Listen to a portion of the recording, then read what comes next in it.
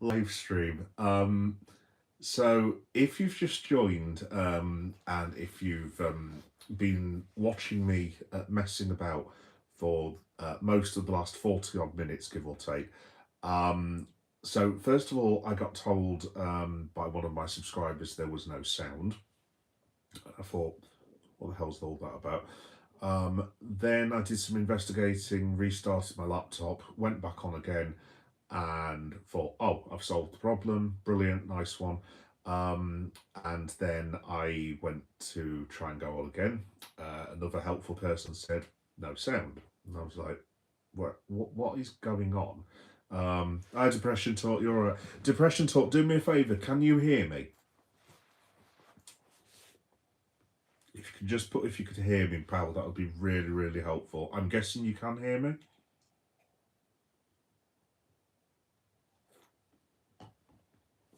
Fingers crossed. Yeah, so basically, while I get my man DT to give me some confirmation, um, you can't hear.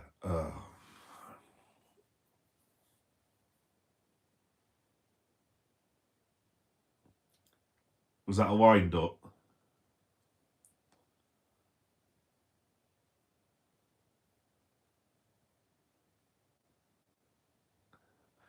I'm guessing with the smile that might be a wind up. Hopefully, fingers crossed. Um, yeah, basically, I can hear. I thought it was. I thought it was. Good man. Good man. Always start with a good joke, lad. Always start with a good joke. I thought it was. Um, yeah, basically, what's happened is I decided tonight, in my infinite wisdom, whilst I was running about, because I usually stream off my laptop like most normal, sensible people, and tonight I thought to myself, tell you what, I'll just do it on my phone. And I literally finished the stream and thought, what the bloody hell is going on? Why can no one hear me? And I walked in the other room, and you know your earpods that you get, the free earpod things. I left them out of the case and discovered to my horror that I could hear myself perfectly fine when I put the earpods in. The earpods were still connected to the bloody phone.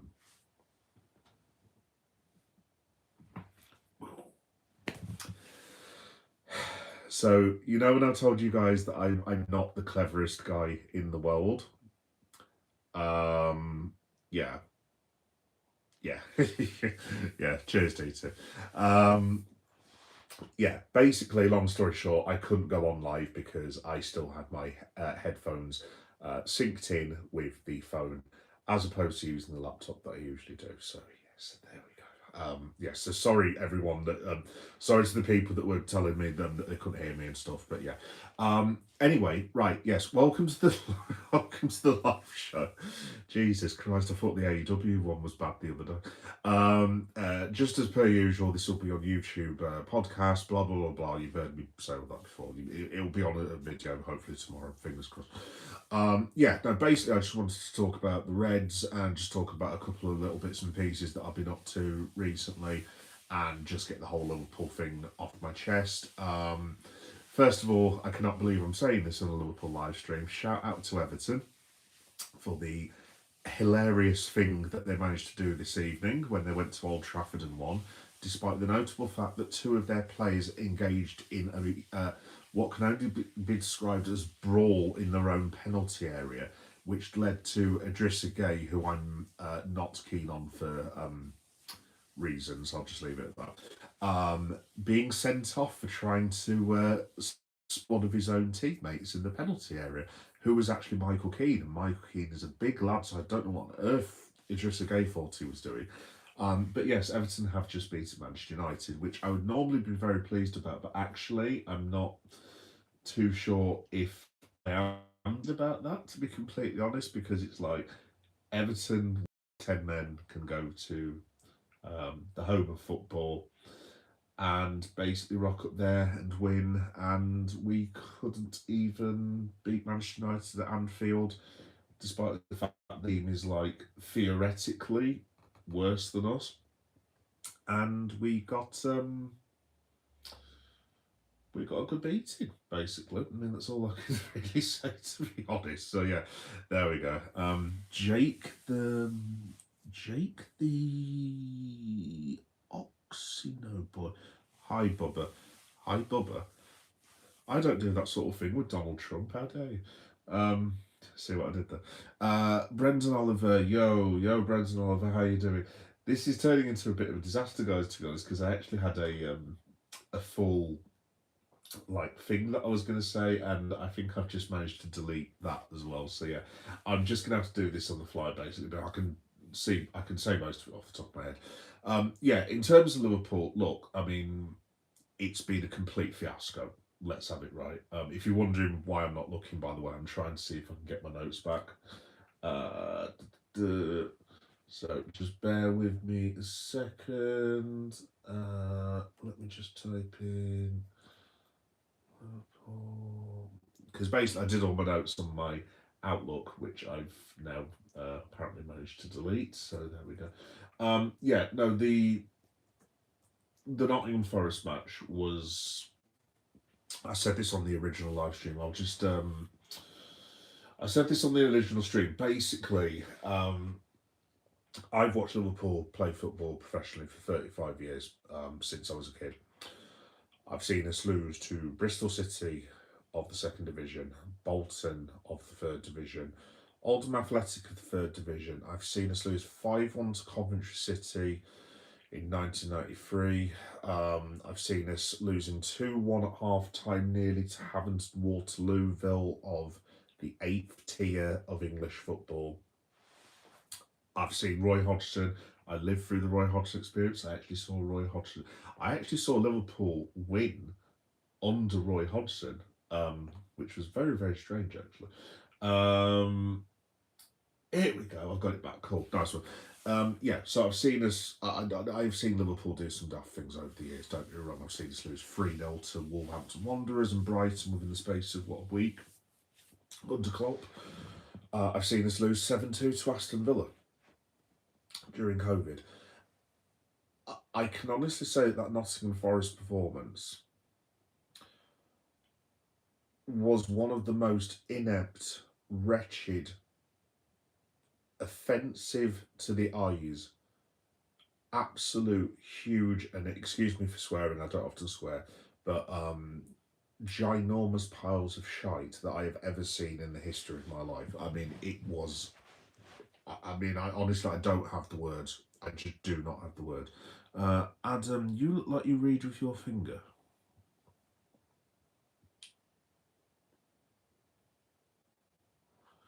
You look like you read with your finger. Give me a few seconds. I'll see if I can get it in my brain.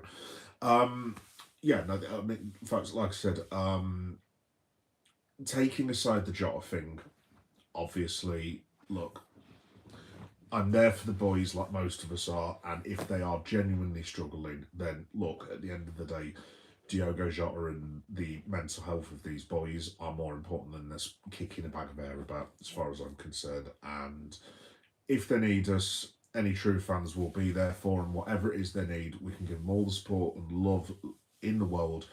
But it's difficult in because you can't just have the players all coming out saying, "Yeah, I'm struggling, I'm struggling, I'm struggling," because it might not be disingenuous. Obviously, there might be genuinely, like you put your finger under the word on the page as you read it. Oh, I had no idea about that. Adam, to be honest, duly noted. Someone told me earlier, actually, when I tried to do the live stream earlier, that I didn't concentrate on the comments as much. So I'm going to try and keep doing I find it very difficult to read the comments and do what I'm saying, say what I'm doing at the same time. That's fine, lad. Don't worry. Don't worry. That's absolutely fine. Not a problem at all, mate. Nothing wrong with a bit of banter.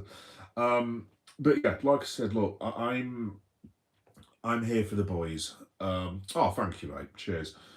I'm here for the boys, and look, genuinely, if they do need us, if they are struggling, at the end of the day, they've lost their mate. A lot of us have lost families and mates, and we've all had to go back to jobs, and it is difficult. Look, I always use the example of my dad. I was very effed up after my dad died, and I could not function, and it took me 18 months at least. And I still struggle with it now, and that was nearly 25 years, 26 years ago. Um, and it's difficult. It is just really difficult. So if they need us, that's what we're there for, supporters, and we'll support them ever more. And yeah, just shout out to the players if they do need us. In saying that, um, the level of performance at the weekend, it's the first time I've looked at a match and they looked disorganised. The players didn't seem to know what they were doing. Um, they just seemed to be like they just gave up after the first goal, and I don't get that because we were playing all right in the first 25 minutes, to be honest, and then Forest scored the goal. Whether it should have been allowed and this, that, and the other is completely irrelevant because at the end of the day, I think Forest would have beaten us, to be honest, either way. Um, Hello, if you want to become a great YouTuber, you have to do wax on, wax off, wax on, wax off. Great film, mate. Absolutely great film. So I'm that old. I saw that in the cinema when it first came out. Yes, I am that old. But yeah, basically that's my problem with the performance. It's not so much the performance. I can accept if Liverpool get outplayed as long as they put the effort in. That's fine. It wasn't the effort. It's just the fact they all just looked like they threw the toys out of the pram and basically just. It was like they just thought, do you know what, sod it, we'll just put this right against PSV and we'll sack this match off. I'm not accusing Liverpool of like deliberately sabotaging a match. Obviously, it goes without saying. I never accuse our players of doing that. But it just looked as if they basically just gave up, and that in itself is inexcusable to me, to be honest. I mean, look, if they'd gone all guns blazing, if they'd lost, I don't know, 5-3 to Forest, but they'd literally given it the best go that they can do, then cool, that's fine, I can accept that. But just to sort of just think, oh, well, there's no point, we'll just sack it off and go for PSV, if that's even the thing, I mean, that is borderline unacceptable to me. I know we're on a losing run, but the one thing I expect the players is to at least keep going and try and get back into the match. So it's very, very worrying, to be completely honest. And I honestly don't know how we get out of it. I mean, I've literally got 5-6 points that I was going to raise, but there's just so much that's wrong with Liverpool. And PS3, I love that movie, but watched it in 2014. Good grief, bro! I watched it in when the hell did Karate Kid come out now? I want to say Karate Kid was 86 or 87, maybe. I don't know. It's a great film though, dude. Absolutely great film. The bit at the end where Daniel LaRusso does the you can't see on the you know what I'm trying to do, right? Yeah, it's awesome. It's one of the greatest 80s films of all time. Karate Kid's one of those I could happily just, if it came on TV right now, I would happily just drop what I was doing and watch it. It's a fantastic film. But yeah, basically I haven't got an itinerary of this, folks. I've literally just got a load of random stuff that I've just wrote down, basically. Ibu Kanate basically was the next thing that I wrote down. He has been atrocious this season, and I think it needs saying. And I would immediately drop him for Joe Gomez, and I would play Joe Gomez until he breaks down. I know that's not the most sensible thing in the world, but I honestly, and I have no issue with Ebert. Look, if he wants to leave at the end of the day, look, that's his decision. It's up to him. Obviously, I'm not thrilled that Madrid are going to get another player off us, but at the end of the day, he's a grown man. If he wants to go, he wants to go. I don't really have an issue with him as far as that, because at the end of the day, Liverpool should. It was another contract situation that we've let slip, and that is on FSG as far as I'm concerned. So if Ebert wants to leave, he's well within his right, and that's fine. But whilst he's at the football club, I mean, those performances are not acceptable. Completely unacceptable.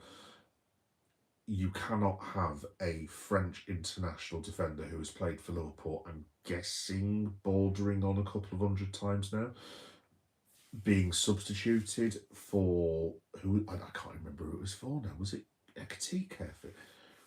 Yeah, I mean that sums it up. Arne Slot had to substitute Ibu Kanate to bring on Hugo Ekitike. I mean, they don't even play the same position. I mean, it's ludicrous. I mean, I can't even remember what we did, to be honest. I think Robbo. Oh no, Gravenberch dropped back, so that affected the team even more. Gravenberch should not be playing in the central defence, but to be honest, I don't blame Slot because at that point it's like the bloke was an absolute liability. I mean, what he was doing. The last 6 goals we conceded, you could make a very compelling argument that Ibu has been directly responsible for between 2 and 3 of them, if not more. He has been utterly diabolical this season, by far our worst player, and I don't know what's going on with it. I'm not going to say give your head a wobble, but he needs to be taken out. I personally, I would leave Canate out until maybe Sunderland and just say, Ibu, look, you need to, lad, you need to go away, get your mind right, get your shit sorted, basically, and go from there. And I would even go as far as maybe even playing Endo if Gomez can't function. I mean, this is the problem because we're not signing the defenders. I mean, I suppose Andy Robertson, beautiful trans woman. Oh, thank you very much. Yeah, I transitioned before I came on. I'm also very sarcastic. Yeah, I would just go with Endo. I mean, the thing is as well. The other thing is that Van Dijk. I've got to be honest, he's not exactly covering himself in glory either at the minute. But I mean, obviously, we can't go to a situation where we take Van Dijk and Canate out because that would just be completely ridiculous. So I honestly don't know what we're going to do. I mean, Leone is out for another, what was he out for, 12 months? So he's 9 months away, so he's not available. Look, Liverpool have to go into the market. If I'm FSG, I'm literally going to Steve Parish and just going to, big boy talk now, just going up to the saying, look, you're going to lose Mark Gay in, 5 months for basically bugger all. I'm literally going to Steve Parish's house and just saying, look, here's 42 million. And you would have thought, I mean, that's going to be a lot for Palace to turn down. But I mean, I suppose the thing is with Gay now, it very much depends. Like, if they think they've got a genuine chance of getting qualified for the Champions League, and fair play to them, they've got a shout. They have got shouts. They've got a very good football team. If they think they've got a chance of winning the Conference League, I mean, I'd put Palace as favourites for that. I mean, they've got some absolutely top draw footballs. I mean, Adam Wharton. I mean, Wharton is someone that we could. Ironically enough, Adam Wharton is someone who I would like Liverpool to sign. I think he would knit together the midfield very, very well. But I mean, this is the thing though. I mean, would Palace accept the 45 million? I mean, if they qualify for the Champions League, that would dwarf that amount for what they could get if they qualified. So, I mean, who knows if they'd even sell them at this point. I actually like the 2 lads that played for Forest, good old-fashioned defenders, Milankovic and Murillo. But again, if we went to Forest for them now, I mean, what are you talking, 50, 60, 70 million quid? Forest would well win with the rights to ask for that sort of money. I don't know, basically, but Liverpool have got to sign 2 central defenders, and as much as I'm a British Ghanaian, yeah, shout out to Ghana. I've usually got my wristband on, but I've not put it on. As much as I would love Antoine Semenyo to be the first Ghanaian that's played for Liverpool, because I've dreamt about this as a Ghanaian for years and years and years and years and years, and it sounds like we're very close to signing him in. If it's the choice between getting Antoine Semenyo or 2 competent central defenders, I'm sorry, at the minute, the central defenders have got to be prioritised, in my opinion. Yeah, but a lot of this is all caused by Kanata. I mean, look, if Kanata was fit, obviously we're not having this conversation where you just play him and Van Dijk every single week till the wheels fall off, and you throw Joey Gomez in every now and again when he's needed. But again, how long can you rely on Joe Gomez? Not too sure. Honestly, don't know. Other thing I've written down is yeah, Alexander Isak. Let me take a swig of water before I talk about him. Great cup, by the way. That is the only cup that we will be winning this season. Um, yes, Alexander Isak. I don't really know how to say this, to be honest. I'll probably be shouted at the end for even suggesting this, but the look, I'm sure he will come good at some stage, but we have essentially, and I wrote this in my Substack a while ago, which is available to read. It's Geek Boy Meta on Substack if you want to read it. But essentially, we have given up the chance to sign at least two central defenders and sold Luis Diaz to bring in Alexander Isak. And that is starting to look like a very stupid decision. I know Diaz divided the fan base, and I know there was a lot of people who weren't that keen on him. For me, I never understood that. I never understood the Diaz thing. Look, he wasn't always 9 out of 10, but how many players are? But the amount of times Diaz carried us when we had injury crises, I remember that ridiculous injury crisis that we had just before the League Cup final when we were literally having to play Jaden Dans, James McConnell, Bobby Clark, and so on and so forth. And obviously, we won that cup with basically a group of kids against Chelsea. And Diaz and Harvey Elliott were basically the only ones dragging us through that section of matches when we had all them injuries.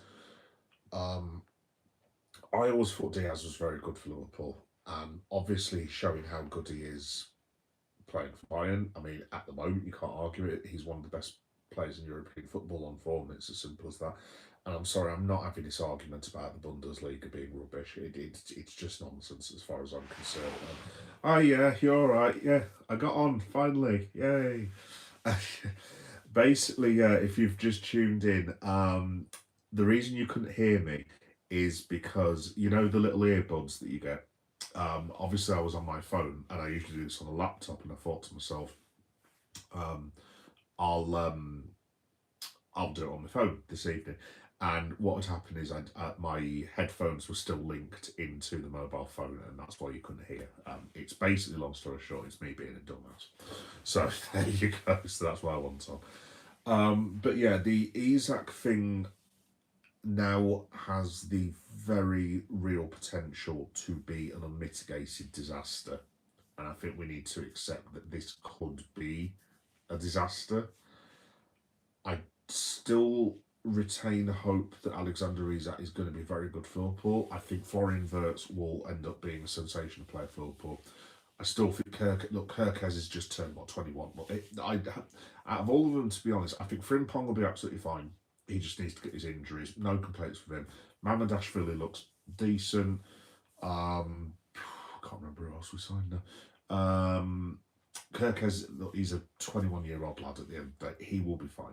He'll be absolutely fine. He's just going to have a poor season this season. I think he'll come back next season and end up being very good.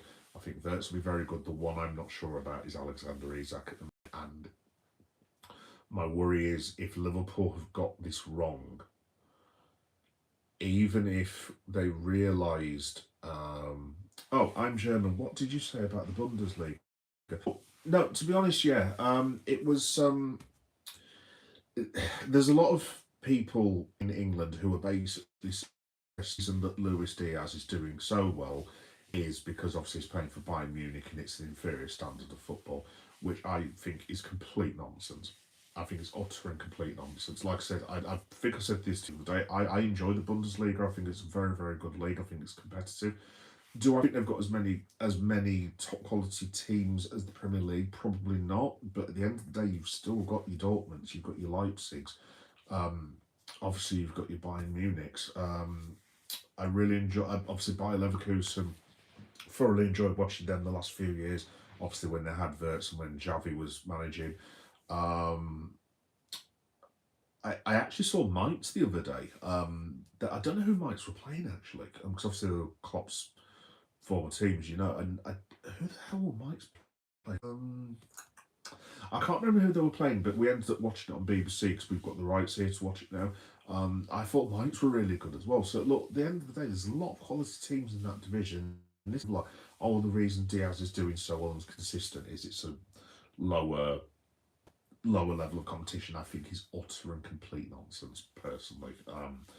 I was one of the few that I didn't want Diaz sold, and the point I was making was we basically theoretically we've got rid of Luis Diaz and potentially the chance to sign two centre backs for Alexander Isak. Now, if we've got this wrong, financially, for one thing, it's an unmitigated disaster because let's say at the end of the season, if we just said, Alex, look, this isn't going to work out, you're going to be sold, which obviously it will not happen because obviously that would be ridiculous to be honest. But if it did, bearing in mind he's cost 125 million, let's say for argument's sake, if we offered him to, I don't know, Paris Saint Germain for some stupid reason, Paris Saint Germain would be well within the rights and say, oh yeah, we'll take him off your hands, here's 70 million quid.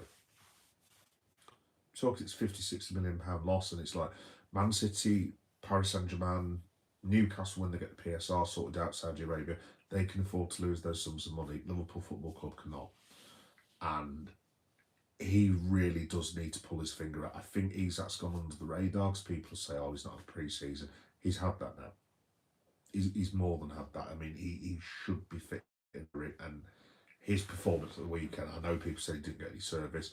He was wretched beyond words. I personally would not start him against Paris Saint Germain. Christ, I'm glad we're not playing them.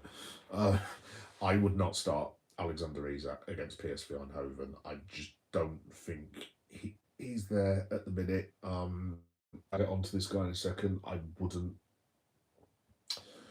I wouldn't play Mo Salah either. To be honest, Salah has done enough to warrant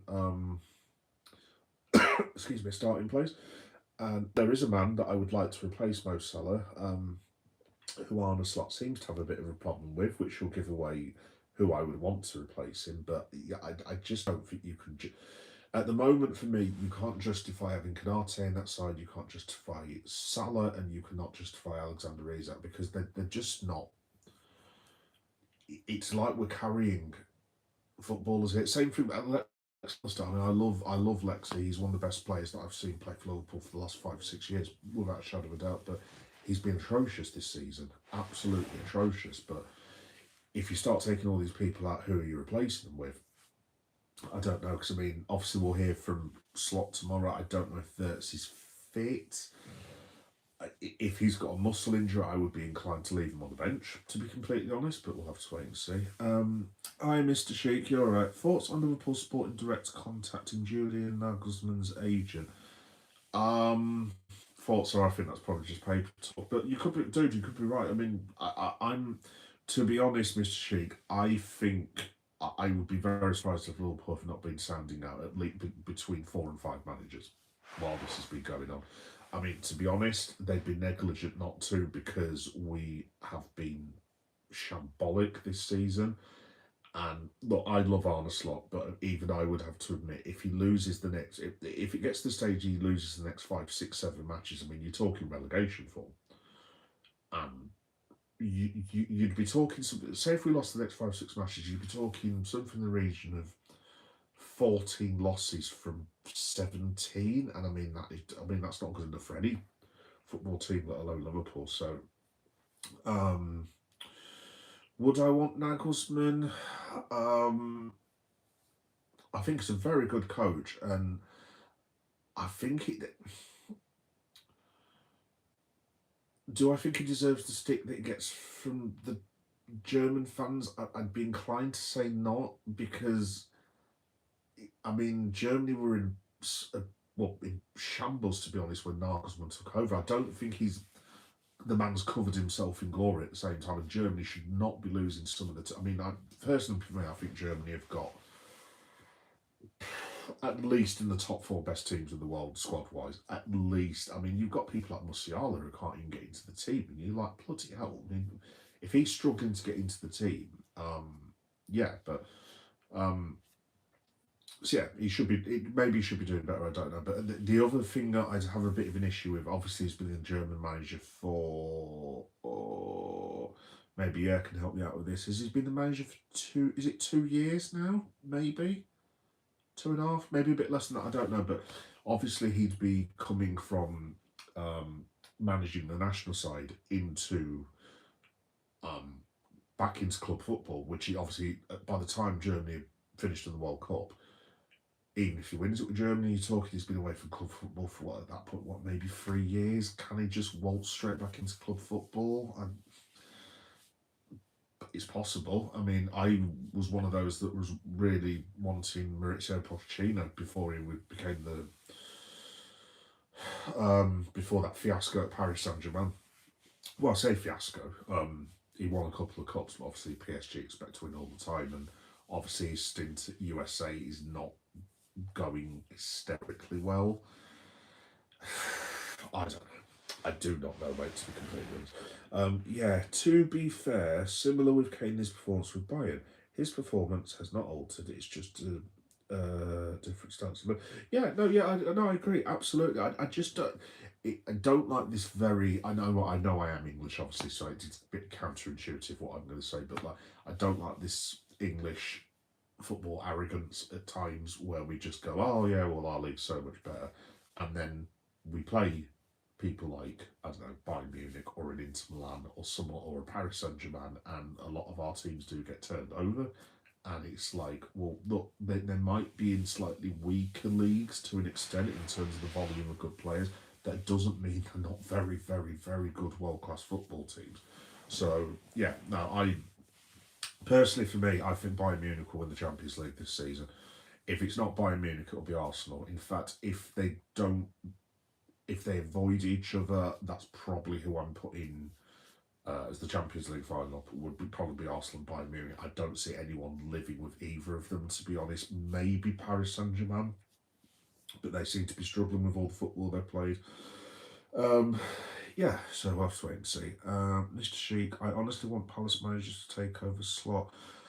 I was in Glasgow. Well, funnily enough, Mr. Sheik, I'm actually going to get onto that because I've written down. In fact, to tell you what, I'll talk about that now if I can get this to work. And my laptop's just died.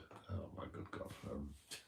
What a brilliant stream I've done tonight. Now, what I've done basically is I've written down a list of, I don't know, available candidates, I suppose. And basically, I did say Nagelsmann. He would definitely be one you'd look at, absolutely.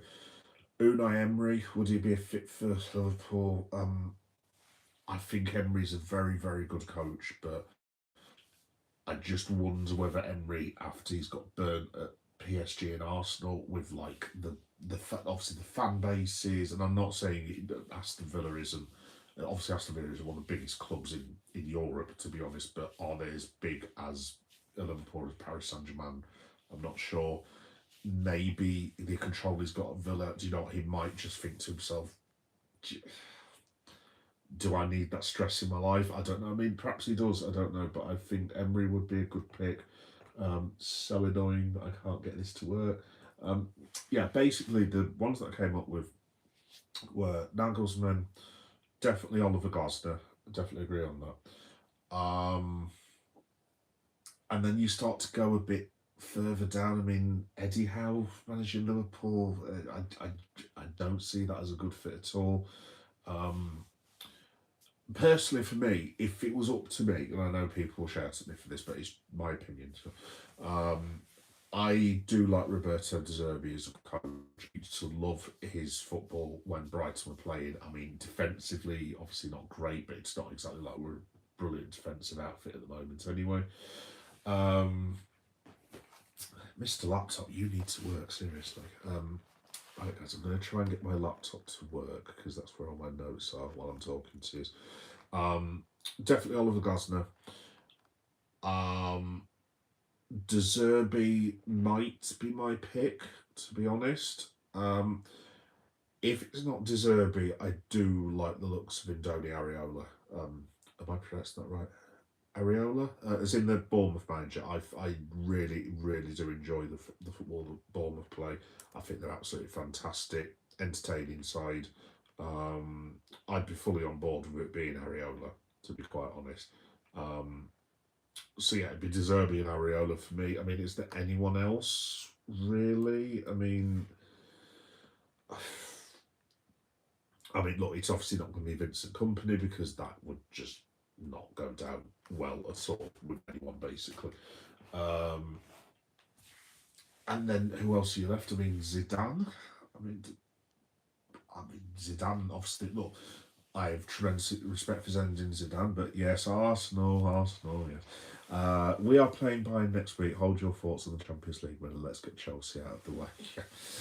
Yeah, yeah. I don't see. I thought you'd already played Chelsea. Have I dreamt football much? Oh no, Arsenal. Oh, I see what you mean. Yeah, Arsenal versus Bayern. Sorry, I was going to say because they played Chelsea, didn't they? Absolutely bloody ripped them apart, from what I remember. Um, right, I think I've nearly got my thing back. There we go, Hexham. So yeah, in terms of the managers that are, I mean, this is the other thing as well. What managers are actually like available at the minute that are absolutely top draw? I mean, for me, I think it probably would have to be between Areola, Nagelsmann, Glasner, and De Zerbi. One out of the four. And the trouble is with either one of those fours, you're going to have half of the fan base basically going mental and half of the fan base saying it's a good move.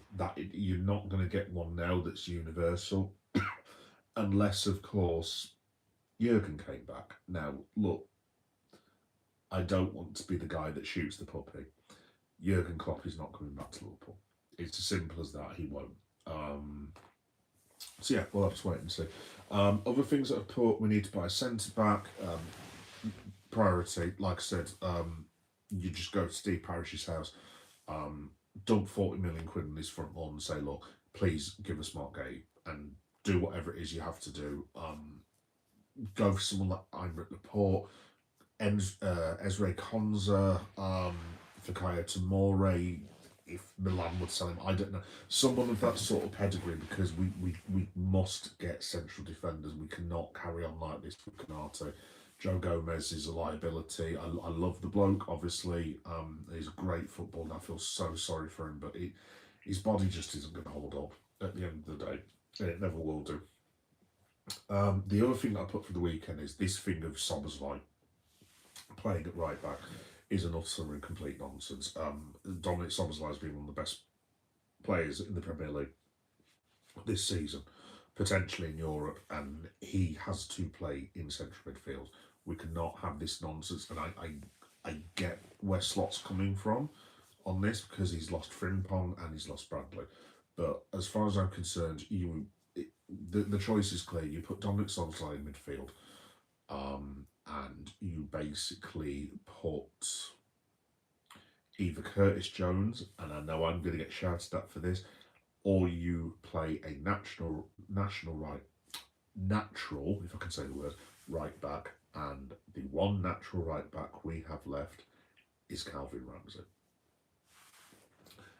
Obviously, that is not ideal, to say the least, because you don't really want Calvin Ramsey, who was basically bombed out of the squad and went on loan, playing in Champions League matches and playing away at the Emirates. But I mean, unless anyone's got another great idea, I literally am out of ideas. Unless, of course, the other option is you can play Joey Gomez at full-back when maybe he doesn't pick up the injury, but I mean, who knows with Gomez? And you put Endo next to Van Dijk. That's the only, I mean, short of putting Ryan Gravenberch back there and then having Alexis, Szoboszlai, and Wirtz, which would solve the problem of getting them all in. Yay! Nearly. I'm him. How you doing, pal? Yeah, short of putting Gravenberch alongside Van Dijk, which actually kind of works to an extent, but then you're wasting Ryan Gravenberch, so it's I'm not getting you. With my no, you won't get me with that.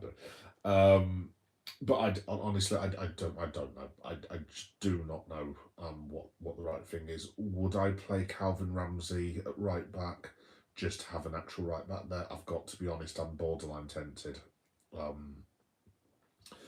And maybe you have a midfielder supporting him to get him back used to. I mean, you never know. This might be one of those. I have not yet. I have not yet, dude, but I will do at some point. You've got your own channel, haven't you? I'm him, I think, didn't you say? If you have, I will subscribe to you as well. Um, yeah, I don't know. I would actually be in. Yeah, it does sound dodgy. I would be in favour of playing Calvin Ramsey. Whether that's a good idea, I don't know, but I would always rather have players that play in the position that they're meant to be playing in, is what I'm getting at. Right, Arne Slot. I'll throw this open to the floor. People who will be listening on to this as a podcast, you can put in comments. I've had loads from my last one as well, but Arne Slot, what does everyone want to do? I. Oh, this is really hard, to be honest. It's so hard. I've been literally, this is why I'm doing this now, because I've been racking my brain with this for a good couple of days now. I'm not comfortable with the idea of sacking a bloke who literally gave me, at a time when I was really struggling mental health wise, that I've spoke about, gave me at the exact moment I needed one of the best days of my entire life, and I will never ever forget Arne Slot for that. Whatever happens, I got to see a league title win at Anfield, and literally, and I'm not just saying this, other than meeting my missus, my brother's birth, uh, hanging around with family and friends, yeah, there we go, and obviously top one, the birth of my son and having a son. That my son will always be the most precious thing that I've ever had in the history of the world. Outside of that, Liverpool winning the league was the greatest day of my life, and I'm not ashamed to say that. People might laugh and they might think that's hilarious, ha ha ha ha. But genuinely, it was the best, one of the best moments outside of family and friends of my entire life, and I will never ever forget Arne Slot for that. However, I wouldn't sack him personally, right? But I'm under no illusions about the fact that if he was to lose the next 4 games, just for example, we've currently lost 8 out of 11. Now, even with my horrendous maths, that would be 12 losses out of 15. You can't have that as a Liverpool manager. I mean, that would be doing worse than Roy Hodgson. It's as simple as that. Are you still having fun there? I'll let you guys carry that on for a minute. Have you been drinking? As Jeff Stelling once said. Yeah, no, folks, like I said, we can't lose 12, 13 matches, especially not, well, put it this way, our next 4 matches before we go to the San Siro are PSV Eindhoven, West Ham away, Sunderland at home, and Leeds United away. If he loses all 4 of them, it's curtains. I mean, I think if he was to lose the next 3, I think he's got a problem. Because I live down the road from Ellen Road, as you guys know. I don't see him getting to Ellen Road if he loses the next 3. And this is where we're at now. I think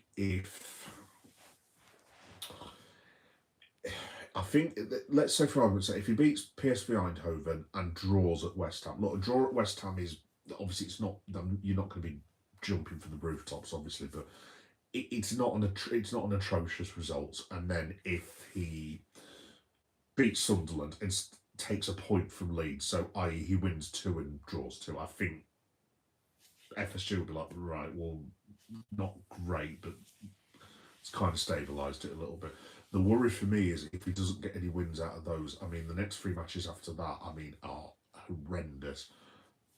Inter Milan away from home, which I mean, I don't even want to think about that. Inter Milan away from home, Brighton at home. I mean, what? It's a complete waste of time against Brighton, isn't it? And then Tottenham Hotspur away from home, and that's before Christmas. And then the two after that he has to win because bottom of the table Wolves, followed up by Leeds United at home on January the 1st. So you are definitely in the realms of he could be gone by Christmas or just after Christmas. I think look if he wins out of the next 10 games, for example, for argument's sake, if we win seven, lose two, and draw one, I think at the well bloody hell, I'd rip your bloody arm off that at the minute. But if he wins seven and loses two and draws one, and he loses at Inter Milan, for example, I think most of us will be like, well, we're not thrilled, but that's fine. That's fine. It will put us back in the Champions League places. We'll qualify for the Champions League. We can have a good go at the FA Cup and so on and so forth. But I think, yeah, long story short, if he loses the next 3 to 4, he's gone. And it's as simple as that. There's no point beating around the bush. In terms of what happens after that, because like I said, I've done the whole thing in my brain. I think initially Giovanni Van Bronckhorst would have to take over, because I'm guessing Slot's usual assistants would go with him. I mean, Van Bronckhorst was never part of Slot's coaching staff. And I do wonder now, maybe, I'm not saying FSG appointed Van Bronckhorst as a just in case, but I mean, would I want Giovanni Van Bronckhorst as a Liverpool manager, like out of all the choices in the world? Obviously not. But obviously the man has managed, I always get this wrong, was it was Fee managed, wasn't it? And Glasgow Rangers, and did pretty well with both of them. I mean, obviously this is a step up, but I mean, Giovanni Van Bronckhorst was an absolutely top draw player, and I suppose the one good thing is he would instantly with what he achieved, play for Barcelona, playing for Arsenal, as yeah, we'll know. Van Bronckhorst will get the players' respect instantly because he was one of the best footballers of the 90s, early 2000s. So if Slot went, I'm assuming in the short term Van Bronckhorst would maybe take over. Would they maybe say to Gio, I tell you what, you've got it till the summer? I mean, it's a hell of a risk doing that, but then middle of the season, again, who are you getting? If you go to Marseille and say, hi, can we have Roberto De Zerbi, please? They'll be like, no, you can't, unless you've got 50 million quid you're going to part with. This is the other problem, so we'd have to pay Slot off. And then we'd also have to pay for a new manager. Areola, exactly the same thing. Emery, the same thing. I mean, if people want Nagelsmann, I mean, how the hell does that going to work? I mean, I suppose he could manage Liverpool now, but then he's got to get ready for the German international break, and then he's got to help Germany win the World Cup. And I mean, I'm not German, but I can't imagine a situation where the German crowd and general public would be hugely impressed about their manager buggering off to England when he's meant to be preparing for Germany to try and win the World Cup. So I honestly don't know, but I suspect if Slot went, I'm assuming it'd be Van Bronckhorst. But if Van Bronckhorst left, I mean, how would this be for amusing? You're talking there's a very, not a real chance, you're talking there's half a chance that Rob Page could end up being the Liverpool manager. Those of you who don't know Rob Page, I'm sure most of you do. Rob Page was the Wales manager. Don't get me wrong, I like Rob Page, he did a fantastic job for Wales, but going from the Liverpool essentially reserve under 21 coach to then managing us against Arsenal at the Emirates does not thrill me with confidence, I have to say. So if it was a caretaker, I suppose out of Page and Van Bronckhorst, I'd have to go with Gio Van Bronckhorst, unless they have a manager lined up. Now, I mean, obviously the other thing, I mean, you never know. I suppose FSG could go back to Klopp. You never know, they could. I just can't see it. Obviously, he's got a contract with RB as well. I don't know. We would not be very happy at all. No, I don't think you would actually. I don't know what that means to. So just a couple more things, folks, because I haven't actually had any like food today at all. So and I also have to go to work. Uh, it's fun being me. It really is. What else have I written? I've actually written the fans responsible for quite absurd Hollywoodization of Liverpool FC. That's a bit pretentious, isn't it? Um, yeah, no, I did. The only thing I meant by that was, look, I'm not saying we shouldn't have hopes and dreams, but I mean, in the summer, I did think this was going a bit too far, where we were just like Hollywood a pool, like just waltzing around signing Isaac and Verts, and like there were literally fans. Um, there were a couple of fans who I read on social media, put it this way, who had booked. Honest to God, I'm not making a word of this up. Who had booked hotels in Manchester for. I think the game's on May the 2nd. Reason being is we play Man United at Old Trafford, and they were booking the hotels in advance of us winning the league at Old Trafford because they were so sure with Isaac and Verts we would have had the league handily like done 7 games before that. And I remember thinking in the summer, like, guys, look, can we calm down a bit with this? I mean, obviously, don't get me wrong, I was delighted we won the league, but I was just like, look, we don't just win the leagues, we sign these players. They have to like bed in and like, no, we'll win the league, blah blah blah. And yeah, we are. I mean, we are not winning the bloody league now. Um, yeah, myself included as well. I gave. I mean, the example that I put in my Substack was that when I was watching Red Men a while ago, I actually put I can't remember what context it was, but there was basically this there's a couple of lads on the panel, and they were talking about Liverpool's hopes and aims for the season and blah blah blah blah. And they were going through the list of like FA Cup and League Cup and so on and so forth, and then they said Champions League qualification. And I think one of the lads, and he wasn't being rude, it's like, well, you pay all that money. I mean, I'm fairly sure that should be achieved. And I mean, I laughed, as in, oh well, you know, it's just Champions League qualification. So I hold my hands up as well. I've been taken in by it, whereas Champions League qualification for us 8 years ago was a huge achievement. I know a lot's happened since then. SGT Rumsky, how you doing, Rumsky? You all right? We spoke before, haven't we, pal? How you doing, pal? Um, yeah. So even myself as well, I just looked at Champions League qualification and thought, yeah, well, we'll have that done by March. So it's all of us, myself included. I think we've just got a bit. I don't want to say big-headed because there's nothing wrong with wanting your team to do really well and thinking they can do really well, and that's absolutely fine. But maybe we've moved a bit away from the Liverpool that we were. Obviously, Liverpool's still a very working class area in itself. Um, and the people there are absolutely awesome. I love Liverpoolians, I love Scousers, I love being there. It's the best England by a mile as far as I'm concerned. Absolutely love the place. Such friendly, nice people. So this isn't them that maybe it's the outer fans who were just going a bit too far with it. And I do think we went a bit FC Hollywood to nick the name from Bayern. So yeah, we probably haven't helped either. Then I've got Mo Salah. I'll just keep this brief. He needs to be dropped, and it's as simple as that. I don't think anyone would actually be outraged by that now. I mean, he's been, other than that goal against Brentford, which shows what a good player he is. I mean, let's be honest, he's been diabolical. I actually think it will do him very good to go to AFCON. I think maybe that solves a bit of a problem for Slot.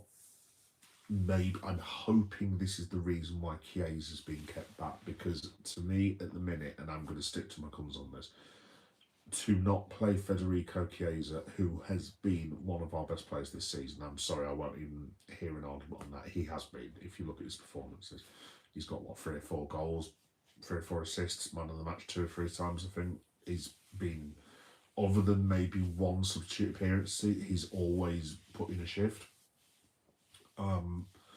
For me, for Salah to be playing over Chiesa, he's bored a lot, bordering on ludicrous, and I get why Slot can't swap them because it makes him look not weak, but like it's a decision that he's had to go against that he believes in basically.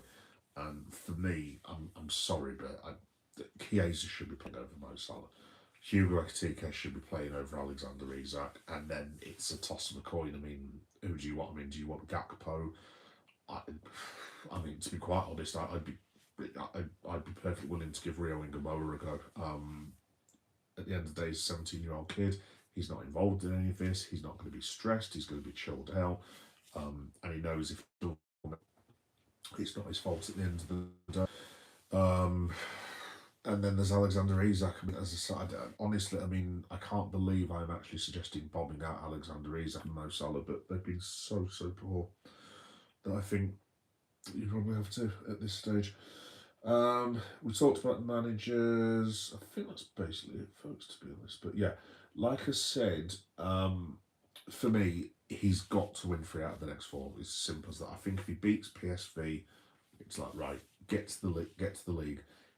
If he gets a draw at West Ham and say a win against Sunderland, or I don't know, a draw at home against Sunderland and win against West Ham away, you're not shouting from the rooftops, but you're like, well, it's 3 unbeaten, and I don't know. At that point, the record would be something along the lines of we would have won 4 out of 7 and not lost another couple of them. So it would kind of be better. But as I say, I think my closing is if he has the game gets to the ground, my house, Ellen Road, which is in. When is oh good God, that's next week. Oh no.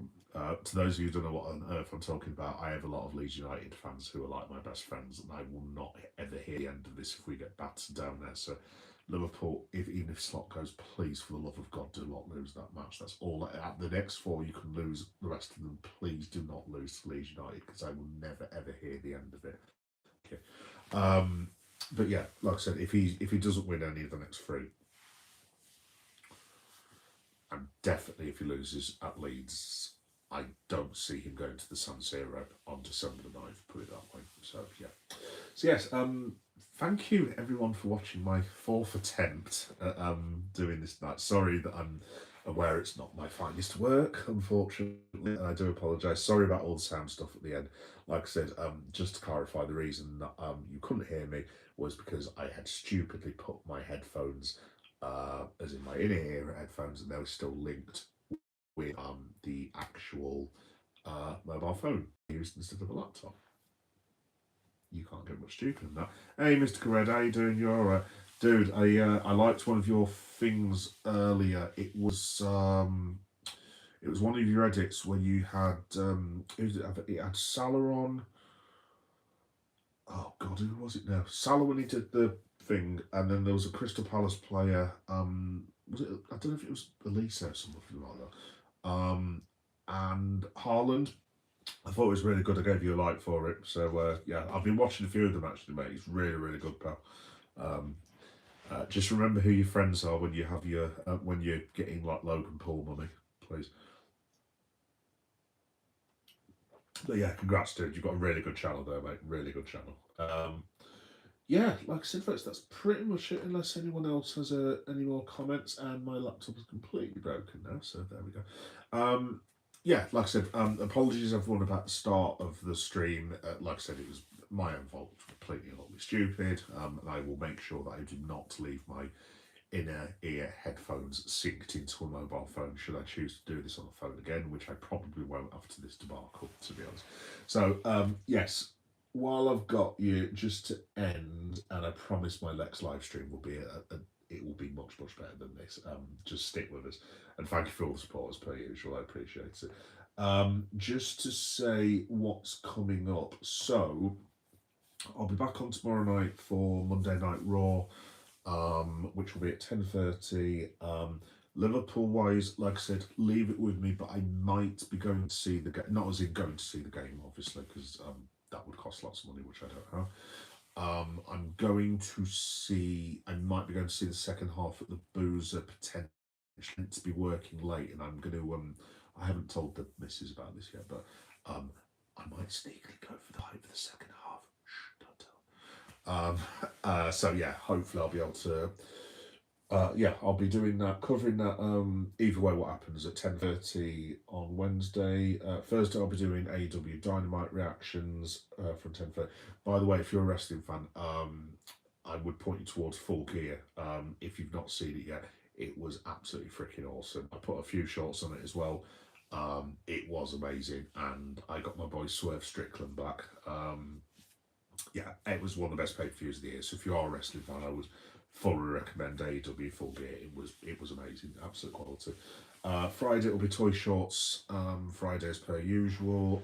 I've got a vlog from somewhere called the Red Brick Market, which is like a emo-y goth, um, horror-y alternative market thing in Sheffield, and it's around the corner from Bramble Lane actually, funnily enough. So yeah, I did like a little walk around there vlog about in the summer, probably about 3 or 4 months ago before the season started. So yeah, that's on Friday. So if you guys want to tune into that, you're more than welcome to do so. Saturday.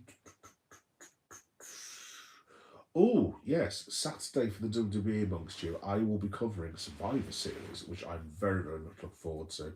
Obviously, it's Survivor Series War Games. I might go on live during the men's war games potentially and do a bit of commentary on it maybe, which will be because I've never done that before, so that will be hilarious, I'm sure. But yeah, that'll probably be about 2:30 in the morning on Sunday morning. um, so there won't be a SmackDown vlog, which I usually do a the late SmackDown show on 10:30 on Saturday night, but because Survivor Series is on at like 12, I wouldn't have enough time to do both. So yeah, I'll just be doing a Survivor Series one. Um, and I think that's on my live page if you guys want to have a look at that. Am I doing anything on Sunday?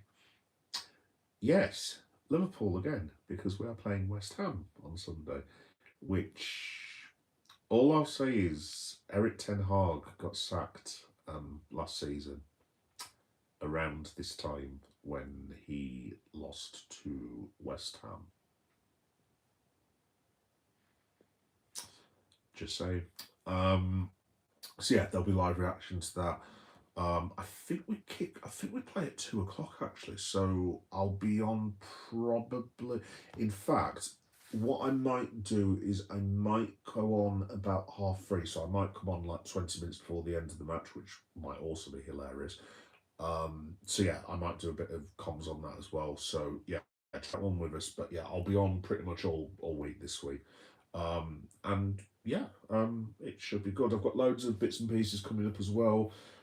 Next week, the week after that, we've got Sunderland, so I'll be doing live reaction for that. The day after, I'm actually going to take you down to Ellen Road, which I will keep to myself where I live at the minute because I don't want to get beaten up. But my idea was I was going to try and do like a live preview of Leeds versus Liverpool around Ellen Road.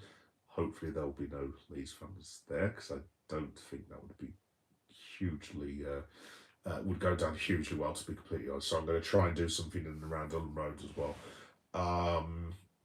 What else have I got coming up? And then the next weekend. So not this Friday, but the next Friday, I'm going to be live streaming the World Cup draw. Obviously, because I'm British Ghanaian, so I cannot wait for this. I can't wait for to see who Ghana get. I just hope we get some really boss teams and have a really good tournament and stuff. It would be great to see Semenyo and Kudus there. Could Ghana get England potentially, which would make my immediate life quite awkward in the summer. So yeah, I'll be doing that, and then I'm also going to a like horror market because most of you guys know who are subscribers that I've got like different channels, and one of them's like horror related. So yeah, I'm going somewhere called the Krampus Market in Leeds. If you know Leeds, it's near where the KFC is, basically, just opposite the Merrion Centre. Not Merrion Centre, the St John Centre. So yeah, I'm going to go to that as well. I'm probably not live, but I'm going to try and do a vlog on it. And then I think the week after, it's you can't see me, and none of us will see him again. I'll be doing a live stream of John Cena's farewell from the WWE. So yeah, there's loads and loads of stuff coming up, and hopefully that will be better organised than this shambles that I put together this evening. But yes, cool. That's everything I've got coming up. So guys, I'm gonna quit while I'm ahead. Like I said again, sorry about the quality of the shows tonight. I do apologise, but thanks to thanks to Mr. Red as per usual. Love you guys. Johnny for contributing earlier. Just everyone that supported me, thank you very much. And like I said, again, really sorry. I will not sync my headphones up when I'm meant to be doing a live stream ever again. Lesson learned. There we go. But yeah, as for Liverpool, look, I'll be there on Wednesday. Hope you guys are there on Wednesday. We need to get behind the team, get behind the lads, because they need us right now, and we need them. And let's not tear ourselves apart, and let's just try and get through this together as best we can do. You'll never walk alone isn't just a catchphrase, you know what I mean? So let's try and get behind the boys and just give them all the support we can do. That's all I'm going to say. Anyway, cool, nice one. Thanks everyone for watching, and I will see you tomorrow for Monday Night Raw highlights. Right, see you later, guys. Bye bye.